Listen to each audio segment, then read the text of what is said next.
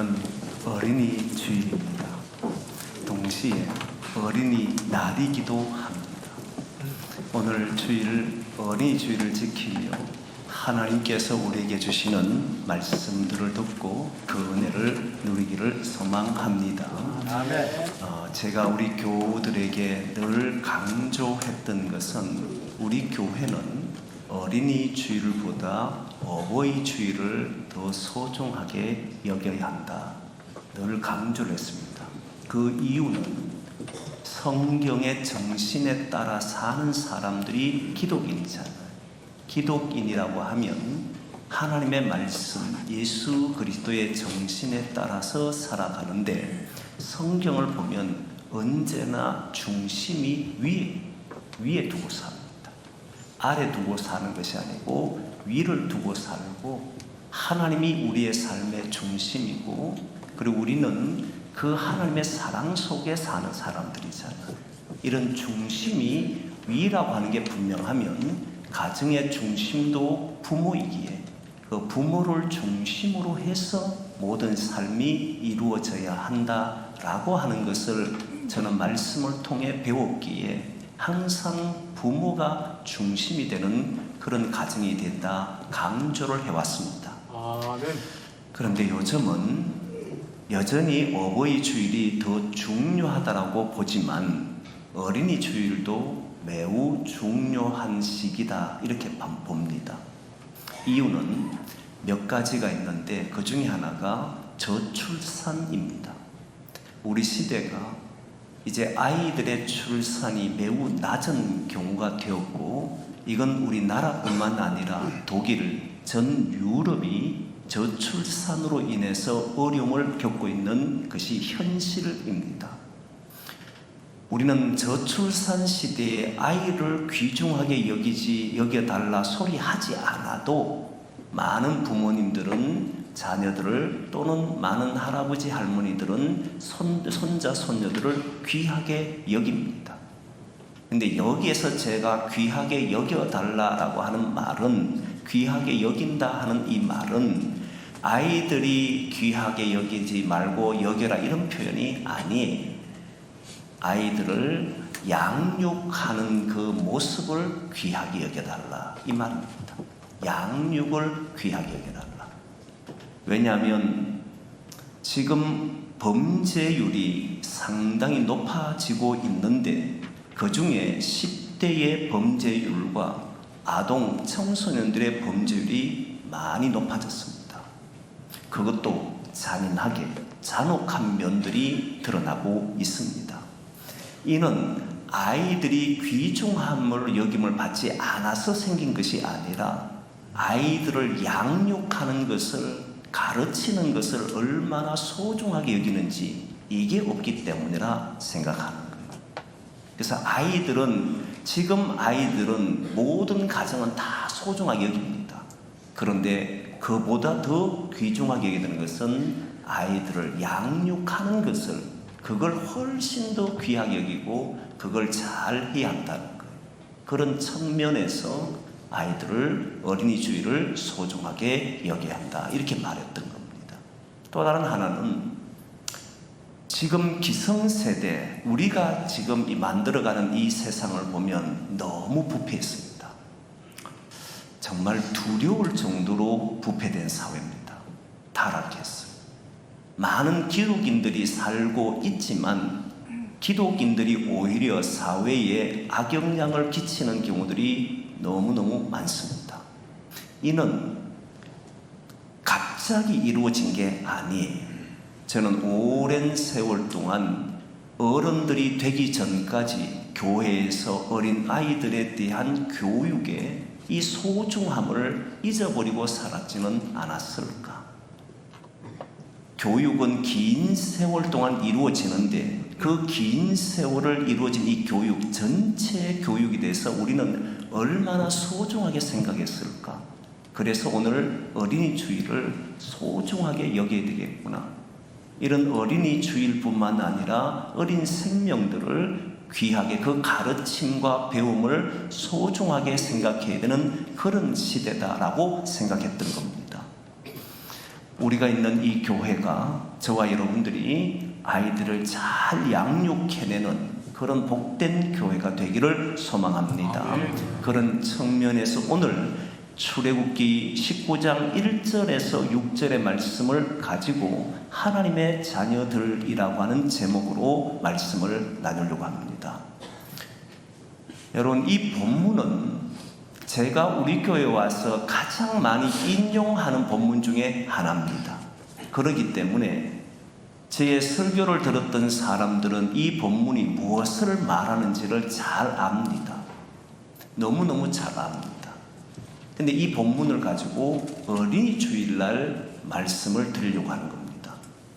하나님께서 사람을 택하실 때는 그저 아무런 생각 없이 택하지는 않습니다. 하나님의 사람으로 선택하고 구별할 때는 분명한 하나님의 뜻이 있습니다. 성경에 나오는 수많은 인물들이 있는데 그 중에는 하나님의 뜻을 깨닫고 산 사람이 있는가 하면 하나님의 뜻을 알면서도 행하지 않는 사람도 있었고, 아예 하나님의 뜻에는 관심 없이 나는 선택받은 사람이라고 하는 그 이름으로만 산 사람도 있습니다. 하나님이 나를 세우신 이유, 하나님이 나를 선택하신 이유를 알고 살아가는 사람과 그것을 모르고 사는 사람은 성경을 보면 너무나 다르게 살아간다는 것을 알 수가 있습니다. 예수님께서도 제자들을 선택할 때 그냥 선택한 게 아니에요. 길 가다가 아무나 선택한 게 아닙니다. 밤이 새도록 기도한 후에 예수님은 선택했다는 겁니다. 다 이유가 있고 뜻이 있더라는 거예요. 그 뜻을 아는 사람은 그의 삶이 정말 주님의 뜻에 맞도록 살아간다는 거예요. 야곱의 아들인 12명의 형제를 보면 하나님의 뜻을 알고 산 사람은 12명의 형제 중에 한 명인 요셉이었습니다. 나머지는 몰랐어요. 나머지는 알아도 모른 척하고 살았는지 아니면 아예 관심 없이 살았는지 모르지만 딱 한 명, 요셉만이 하나님의 뜻을 깨닫고 그의 전 인생을 그 길을 걸었습니다. 그러니까 요셉과 요셉의 형들의 삶을 보면 완전히 차이가 나버리잖아요. 뜻을 아느냐 모르냐가 기독인에게는 매우 중요합니다. 아브라함은 처음 믿었기 때문에 믿음의 조상이라고 하는 이름을 받습니다. 그는 처음 부름을 때부터 하나님이 나를 왜 부르셨는지 하나님으로부터 직접 들었습니다. 너는 모든 민족의 복이 될지라 하는 이 말씀을 가슴에 담고 그의 일평생을 살아온 사람이 아브라함입니다. 그러나 그 아들 이삭 그리고 그 손자였던 야곱은 그들 또한 하나님께서 자신의 뜻을 그들에게 직접 들려줬습니다. 이삭은 흉년 때에 애굽으로 내려가다 그랄 땅에 도착했을 때 하나님께서 나타나셔서 너를 통해서 이루고 싶어하는 이야기를 들려주셨습니다. 그래서 이삭도 하나님부터 들었습니다. 야곱은 아버지를 속이고 그리고 형을 속이고 아버지의 집을 떠나서 바단 아람으로 갈 수밖에 없는 상황이 되었을 때 베델에 도착하게 되는데 그때 하나님은 그에게 나타나셔서 하나님이 이루고 싶어하는 것이 무엇인지를 알려주었습니다. 그래서 이삭도 야곱도 알았던 거예요. 하지만 야곱의 아들들 12명의 아들은 하나님이 직접 임재하셔서 말씀하는 장면은 없습니다. 형제들이 어떻게 알았는지 또는 몰랐는지 성경에는 나오지를 않아요. 하지만 저는 아버지로부터 그 야곱으로부터 야곱의 12형제 아들 12형제는 들었다라고 봅니다. 전에 들은 거지.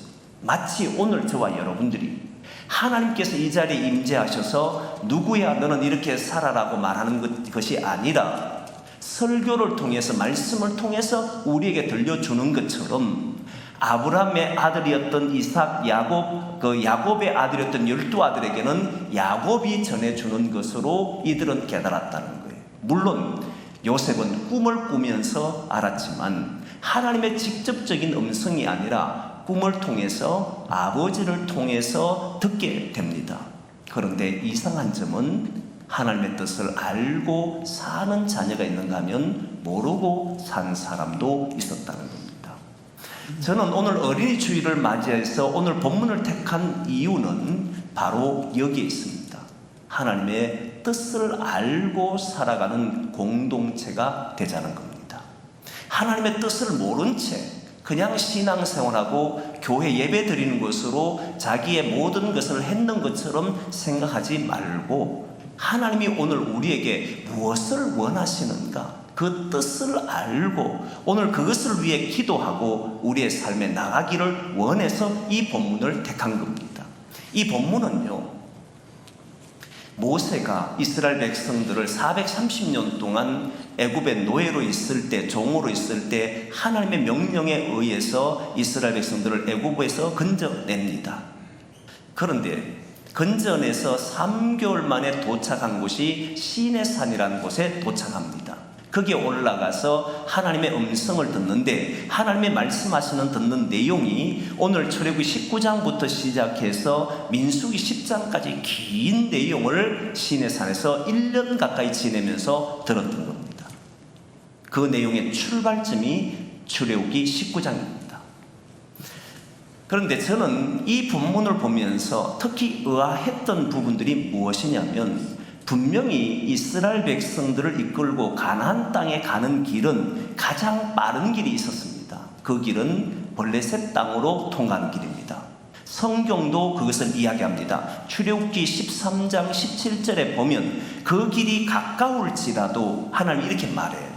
블레셋 땅으로 가는 길이 가까울지라도 그 길로 인도하지 않은 이유는 무엇이냐면 블레셋과 전쟁을 보고 너희가 두려워하여 다시 애굽으로 돌아갈까 하노라 이렇게 나옵니다. 전쟁을 보고 그 전쟁 때문에 두려워서 가던 길을 가지 않고 돌아서 애굽으로 내려갈까 봐 그게 걱정이 됐던 거예요. 근데 저는 이해가 되지 않는 것이 여러분 오늘 본문에 조금 전에 있을 때 3개월 만에 시내산에 도착하는데 그 앞부분에 바로 2개월에서 3개월 사이에 이들이 신광야에서 출발해서 르비딤이라는 곳에 도착해서 르비딤에서 전쟁이 일어났습니다. 아말렉과의 전쟁입니다. 하나님께서 가까운 길을 두고 먼 길로 돌아가게 한 이유는 전쟁을 보고 두려워서 돌아갈까 염려했다는데 아말렉과 광야에서도 전투가 일어났다는 사실이에요. 그러면 저는 다른 의도와 목적이 있다고 생각합니다. 하나님은 다른 뜻을 가지고 광야로 인도했다고 생각해요. 가나안 땅으로 갈 때에 애굽에서 가나안 땅을 가는 길은 조금 전에 있는 아브라함도 이삭도 흉년이 들었을 때에 애굽으로 내려가는 그 길을 다 택한 길은 블레셋 땅이었습니다. 블레셋 땅을 통해서 가는데 이 길은 적어도 아무리 천천히 가도 3개월 안으로 도착합니다. 그리고 신명기 1장의 말씀을 보면 신명기 1장에 호렙산에서 가데스 바네아라고 하는 가데스 바네는 정탐꾼을 보낸 곳입니다. 이 가데스 바네아까지 이르는 길을 10하루길로 보고 있습니다. 짧은 시간 만에 들어갈 수 있는데 40년 동안 광야를 다니게 한 이유가 있을 거라고 생각하는 거예요. 그게 풀리지 않는 숙제였다가 출애굽기 19장의 내용을 보고 다 풀었습니다. 아, 이런 이유 때문이구나 하는 것을 알았습니다. 그게 무엇이냐면 오늘 본문에 나오는 독수리 날개 어버라고 하는 말입니다. 사실 오늘 본문에 중요한 말씀들을 하는데 하나님께서 모세를 부르시고 산에서 불러서 대화하는 중에 첫 번째 메시지가 내가 어떻게 애굽에서 건져냈는지와 그리고 내가 어떻게 독수리 날개 업어 너희를 내게로 인도하였는지를 너희가 안다라고 하는 이야기를 합니다. 그리고 이야기하기를 세계가 다 내게 속했다. 세상은 다 내 것이다. 너희가 내 말을 잘 듣고 내 언약을 지키면 너희는 내 소유가 되겠고 이 소유는 보물입니다. 소유가 되겠고 그리고 제사장 나라가 될 것이며 거룩한 백성이 되리라 하는 말씀을 하고 모세에게 내려가서 이스라엘 백성들에게 이 말을 전하라라고 합니다. 그래서 모세는 내려와서 이 말을 전했던 겁니다. 여기에서 중요한 단어가 바로 독수리 날개 어부와 거룩한 백성, 선택된 백성입니다. 독수리 날개 어부라는 것은 새끼를 기르는 모습입니다. 독수리가 자기 새끼를 어떻게 기르는가라고 예전부터 제가 들어왔던 이야기, 여러분들도 들은 이야기는 독수리들이 상공에서 자기 새끼를 날개 업어서 떨어뜨리고 바닥에 떨어지기 직전에 다시 날개 업어서 올린다라고 이야기 알고 있습니다. 저도 그렇게 알고 있고요. 그러나 저희들은 독수리 전문가가 아니기 때문에 확실치는 않아서 제가 다시 조사를 조금 해봤습니다. 진짜 어떻게 키울까? 잘 나타나질 않아요. 그런데 한 부분에서 이야기하기를 이렇게 이야기합니다. 독수리는 미국의 독수리, 협곡에 사는 독수리들이 그 독수리를 딱 키우는데 둥지를 먼저 튼다 해요. 둥지를 틀 때 대부분 일치한 내용입니다. 둥지를 틀 때 가시가 있는 아주 날카로운 가시가 있는 것으로 둥지를 만든다고 합니다. 이상하잖아요. 날카로운 가시로. 그런데 그 위에다가 토끼나 짐승을 잡아서 그 가죽을, 털을 벗겨서 그걸 물고 와서 그 위에 다 깐다는 거예요. 나뭇잎으로. 그리고 털로. 그럼 폭신해질 것 아닙니까? 그리고 새끼를 낳는다는 거예요. 그리고 기르는데 일정한 시간이 되어서 이제 새끼가 날도록 하기 위해서 해야 되는 방법이 있는데 그때 되면 독수리는 거기에 있던 털과 나뭇잎을 다 밖으로 버린답니다. 그 남는 것이 가시, 뾰족뾰족한 가시만 남겨둔다는. 그럼 이 새끼들이 너무 견디기 힘드니까 가장자리로 막 올라오는 거예요. 그럴 때 독수리의 어미는 그들을 밀어서 떨어뜨려 버린다는 거예요. 그리고 바닥에 떨어지네 다시 날개로 업어서 위로 올리고 다시 떨어뜨리고, 이런 일을 통해서 독수리를 키운다는 겁니다. 저는 이 내용을 보면서 제가 들어왔던 내용과 거의 흡사하고, 이런 내용이 신명기 32장에 보면 이런 표현들이 있습니다. 나중에 보시면 알게 될 거예요. 그런 표현들이 있어요. 어쨌든 독수리는 이렇게 해서 뭘 키우느냐면 독수리로 키운다는 겁니다. 새들 중에 왕으로 키우는 것이 독수리라는 거예요. 높은 곳에서 아무도 침범하지 못한 안전한 곳에서 키우되 강하게 독수리로 키우는 것이 바로 독수리의 습성인 겁니다. 그러듯이 하나님께서 광야로 나오게 한 이유가 뭐냐면 430년 동안 이스라엘 백성들은 노예였습니다. 종이었습니다. 이들은 종으로서 일평생 430년 4대 동안이나 종으로 살아왔기 때문에 태어나면서부터 종의 기질을 가지고 태어날 수밖에 없습니다. 거기에 습성화되어 있고 습관화돼서 살아갑니다. 이 모든 허물과 이 모든 때를 벗겨내는 일이 40년의 광야길이었다는 거예요.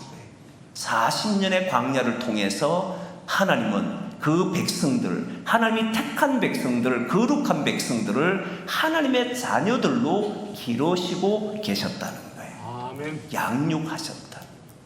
이걸 알고 성경을 보면 여러분, 광야 40년 동안 대부분이 원망하잖아요. 왜? 이유가 뭐냐면 하나님의 뜻을 몰랐습니다. 나를 하나님의 자녀로 키우고 자유인으로 키우고 구원받은 백성으로 키우고 하나님의 보물로 만들기 위해서 이 과정을 거치고 있다는 것을 알았다면 불평할 일도 없었고 원망할 일도 없었는데, 그 과정을 모르니까, 하나님의 뜻을 모르니까, 먹을 것만 없으면, 전쟁만 보면, 여러 가지 상황이 좋지 않으면 원망하더라는 겁니다. 이유가 뭐냐면 하나님의 뜻을 몰랐기, 하나님의 마음을 몰랐기, 그렇더라고요.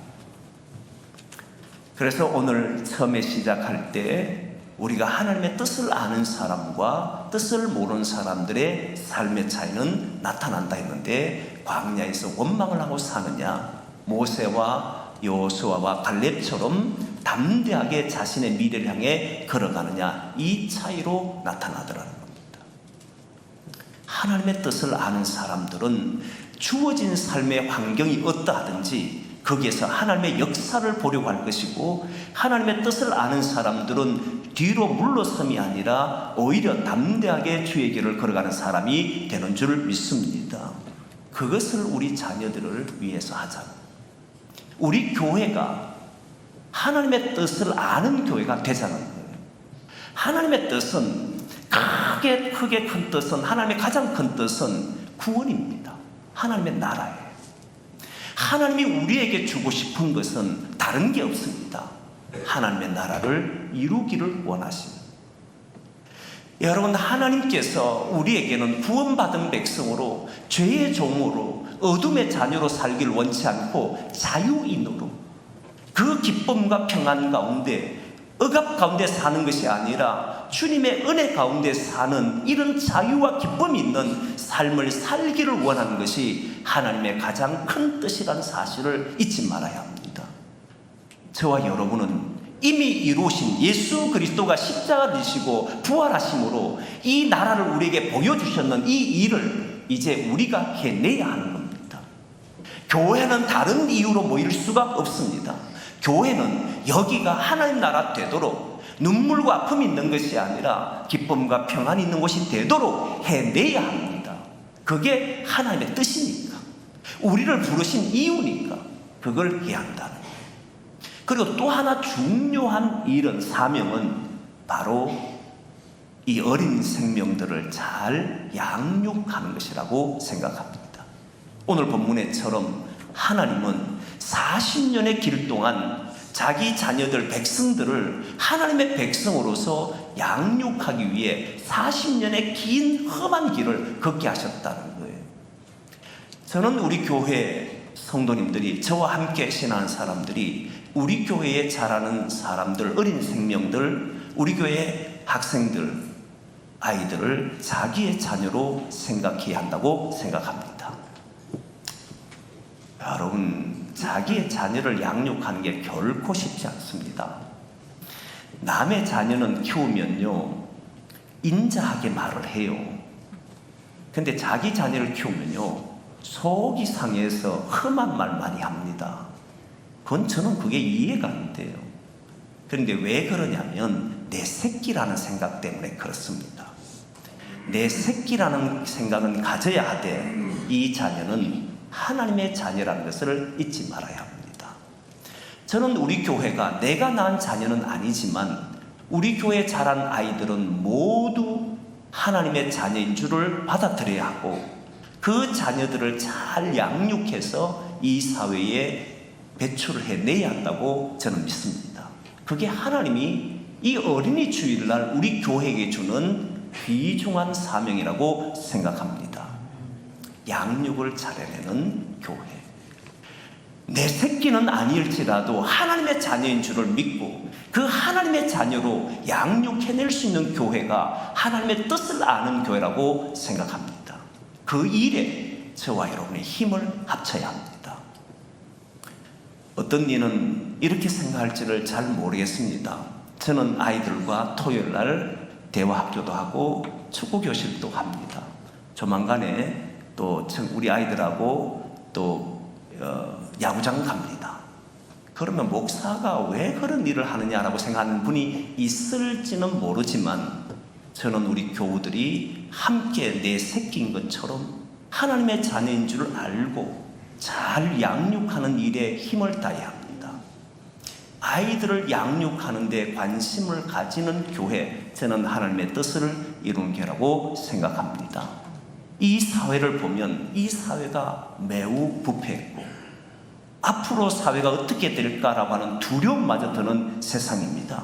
기독인들이 이 사회를 어지럽힙니다. 그 이유는 기독인재를, 기독교적인 사고를 가진 인물을 길러내지 않았기 때문이에요. 부모는 당연히 자녀를 책임져야 합니다. 그냥 먹고 그냥 살도록 키를 키우는 것이 아니라 그가 이 사회의 귀한 구성원으로 하나님이 주신 사명을 감당할 수 있는 사람으로 길러내야 합니다. 우리가 그 일을 해내야 하는 것이 바로 주의 교회라고 생각합니다. 우리 교회가 그렇게 되기를 소망합니다. 그러나 여기에서 한 가지 주의해야 될 것이 있습니다. 다른 목적을 둬서는 안 된다는 거예요. 무슨 이야기냐면, 시골에서 목회할 때 그동안 평상시에는 너무너무 조용하고 너무너무 인자하시던 분이 어느 하루 그 지역의 한 가정이 화재가 생겨서 전체가 다 불에 탔습니다. 집 전체가. 동네 주민들이 나와서 불을 끄고 그 밤에 난리가 나서 다 껐습니다. 그래서 그게 너무 안타까워서 이제 재직회 할 때 교우들에게 그 가정이 어려움을 겪는데 우리가 적어도 교회가 한 주의 헌금을 그 가정을 위해서 했으면 좋겠다. 한 주 나오는 모든 헌금을 드렸으면 좋겠다라고 했습니다. 그러자 그분이, 그렇게 조용하시는 분이 그런다고 해도 그 사람이 교회를 나오지 않습니다. 그렇게 이야기했어요. 그때 저는 매우 당황했고 또 어떻게 말해야 될지 주저했습니다. 그러다가 생각난 것이, 주님이 생각나는데, 주님이 여러분 병자를 고쳐주시는데, 많은 사람들, 연약하고 어려운 사람을 도와주시는데, 그들은 예수님이 십자가 졌을 때 단 한 명도 예수님을 십자가에 못 박으면 안 됩니다라고 한 사람이 없었습니다. 어떤 대가도 바라지 않고 오직 그 사람을 구원하는 일에, 그 병자가 거기에서 일어나는 일에 거기에 관심을 두신 분이 주님이셔요. 그 뒤에는 아무 생각도 하지 않았어요. 오직 구원받는 일에만 생각했다는 거예요. 저는 교회는 좀 더 순수해야 한다고 생각합니다. 어떤 다른 목적을 가지면 안 됩니다. 이걸 하면 저 가정이 교회 오지 않겠나, 이거 하면 저 사람이 내 말을 듣지 않겠나, 이런 말들은 이미 생각이 다르다고 생각합니다. 정말 순수하게 교회는 이 세상의 구원을 위해서 일을 해야 하고, 교회는 성도들의 기쁨을 위해 살아야 하고, 교회는 좋은 인재를 길러내는 일에 모든 전력을 다해야 합니다. 그 아이가 잘 자라서 하나님께 축복받은 아이가 되면 그것으로 우리는 감사해야 되고, 그게 옳다라고 생각하는 사람들은 교회에 올 것입니다. 그게 그 길이 맞다고 생각하는 사람들은 주의 전을 찾을 겁니다. 다른 목적이 아니라 진실로 그 아이에게 도움이 되는 길을 가야 한다는 거예요.